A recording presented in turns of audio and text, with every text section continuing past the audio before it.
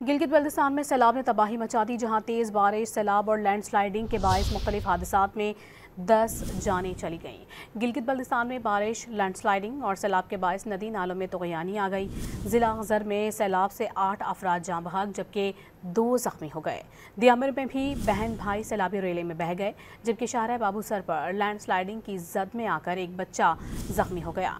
हुंजा में शशपर ग्लेशियर पिघलने से हसनाबाद नाले के दोनों अतराफ कटाव का सिलसिला भी जारी है।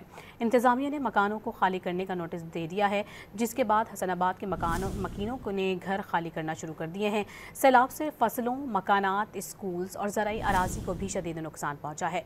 हुकूमत गिलगित बल्तिस्तान ने जगह जगह इमरजेंसी नाफिज कर दी है। उधर स्कर्दू में भी मूसलाधार बारिशों से कई राबता सड़कें बंद हो गई हैं। सदपारा डैम का वाटर चैनल सैलाब में बह गया, जिसके बायस पावर हाउसेस बंद हो गए। स्कर्दू शहर के लिए सदपारा पावर हाउस से बिजली की फराहमी भी मुअत्तल हो गई।